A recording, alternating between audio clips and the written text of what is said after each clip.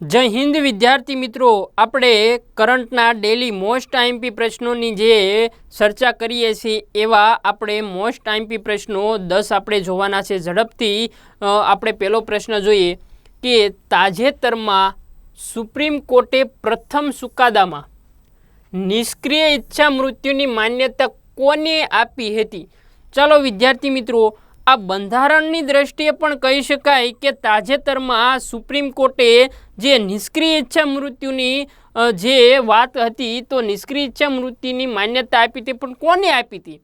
તો પ્રદીપ સાની, હરીશ રાણા, કેતન નરવાલ કે સતીશ ગોયલ. જો બંધારણની દ્રષ્ટિએ નિષ્ક્રિય ઈચ્છા મૃત્યુ એટલે શું કે આમાંથી એક વ્યક્તિ એવો છે કે જે 13 વર્ષથી પીડાતો હોય છે, 13 વર્ષથી એને સતત વનસ્પતિના ઝાડની નીચે રાખવામાં આવે છે, છતાં પણ કોઈ પણ સારવાર મળતી નથી, તો એને નિષ્ક્રિય ઈચ્છા મૃત્યુ જોતવી છે. તો એક 13 વર્ષથી એક વ્યક્તિ પીડાતો હોય તો કોર્ટે તાજેતરમાં એ વ્યક્તિને નિષ્ક્રિય ઈચ્છા મૃત્યુનું માન્યતા આપી છે, પણ કોને? તો એ વ્યક્તિનું નામ છે હરીશ રાણા, જે તાજેતરમાં સુપ્રીમ કોર્ટે તેને નિષ્ક્રિય ઈચ્છા મૃત્યુની માન્યતા આપી છે. આ ભારતની દ્રષ્ટિએ પ્રથમ વ્યક્તિ બને છે જેને નિષ્ક્રિય ઈચ્છા મૃત્યુની માન્યતા આપી છે. આવા પ્રશ્નો બંધારણની દ્રષ્ટિએ પૂછાતા હોય છે, ભૂલવાનું નથી નીતિશ રાણા.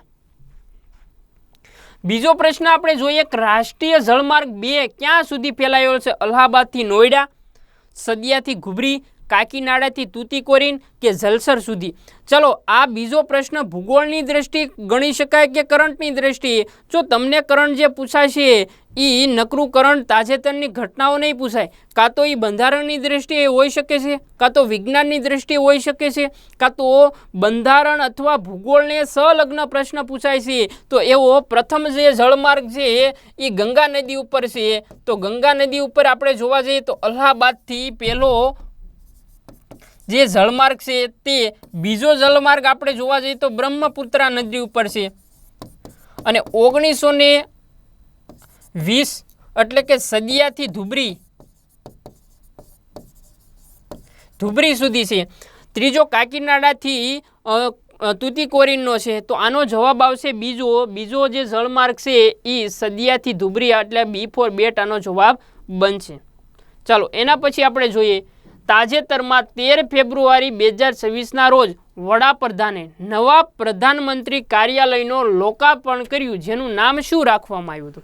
આનો જવાબ શું આવશે કે તાજેતરમાં જે 13 ફેબ્રુઆરીના રોજ વડાપ્રધાને નવા પ્રધાનમંત્રી કાર્યાલયનો લોકાર્પણ કર્યું, તેનું નામ શું રાખવામાં આવ્યું હતું?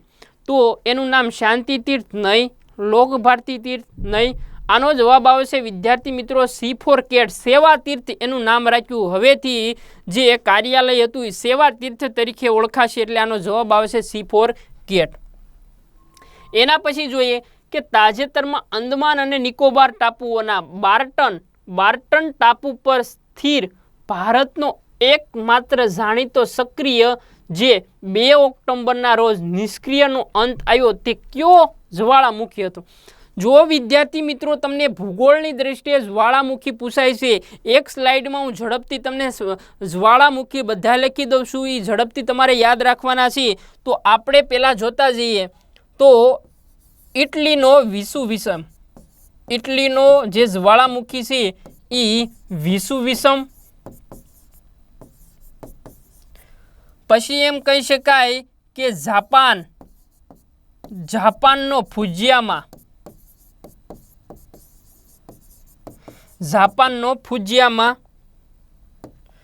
પછી સાઉથ આફ્રિકાનો કિલીમાંજારો.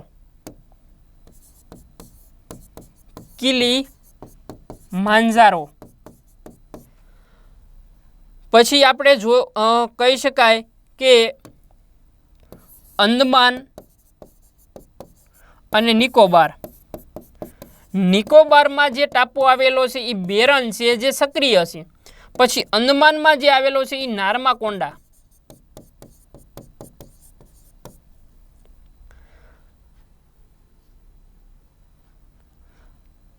આવા જ્વાળામુખીઓ તમને પૂછાતા હોય છે, એટલે કે જે તાજેતરમાં અંદમાન ને નિકોબાર ટાપુઓ પર જે ભારતનો એક હતો એ નિષ્ક્રિયનો અંત આવ્યો છે. તો આનો જવાબ શું આવશે વિદ્યાર્થી મિત્રો? બેરન જ્વાળામુખી નહીં આવે, નાર્માકુંડા નહીં આવે, કિલીમાંજારો આફ્રિકાનો.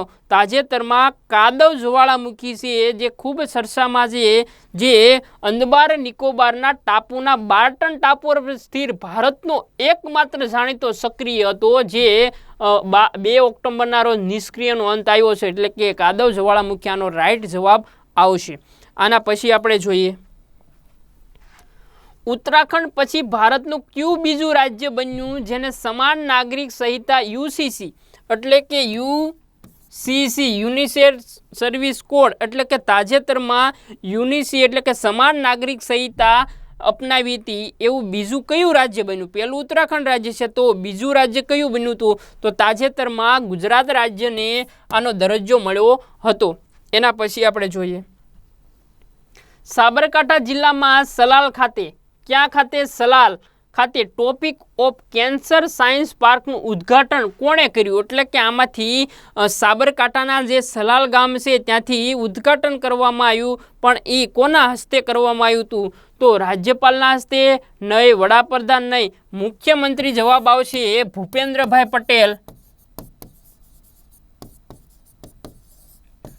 તાજેતરમાં ભૂપેન્દ્રભાઈ પટેલે સાબરકાંઠા જિલ્લાના સલાલ ખાતે ટોપિક ઓફ કેન્સર સાયન્સ પાર્કનું ઉદ્ઘાટન કર્યું હતું. તો આનો જવાબ આવશે સી ફોર કેટ. એના પછી જોઈએ સુજલામ સુફલામ જળ અભિયાન 2.0નો પ્રારંભ ક્યાંથી કરવામાં આવ્યો હતો? ગાંધીનગર જિલ્લાના ભાટ ગામેથી, નડિયાદ જિલ્લાના મૌધામાંથી, ભાવનગર જિલ્લાના વાવડી ગામેથી કે પોરબંદરથી? આનો ઝડપથી જવાબ આપો. તો આનો રાઈટ જવાબ આવે છે કે ગાંધીનગર જિલ્લાના ભાટ ગામેથી આ સુજલામ સુફલામનો પ્રારંભ કરવામાં આવ્યો હતો. નડિયાદ કોની સાક્ષર ભૂમિ ગણાય છે? આ જવાબ આપણે ઘણી વખત પૂછાઈ ગયેલો. સાક્ષર ભૂમિ તરીકે ઓળખાતો શહેર. નડિયાદમાં તો સાહિત્યકારના અનેક પ્રકારના સાહિત્યકાર થઈ ગયા, જેમ કે ગોવર્ધનરામ ત્રિપાઠીઓ જે નડિયાદના હતા, મણિભાઈ નભુભાઈ ત્રિવેદી જે નડિયાદના હતા, બાલાશંકર કથારિયા જે ગઝલના પિતા તરીકે ઓળખવામાં આવે છે, એનો જન્મ નડિયાદ ખાતે થયો હતો. નડિયાદમાંથી શેઢી નદી છે જે ઓઠાના મેળાને વણે છે, વાત્રક નદી પણ એનો સમાવેશ થાય. તો આવા પ્રશ્નો વિદ્યાર્થી મિત્રો પૂછાતા હોય છે.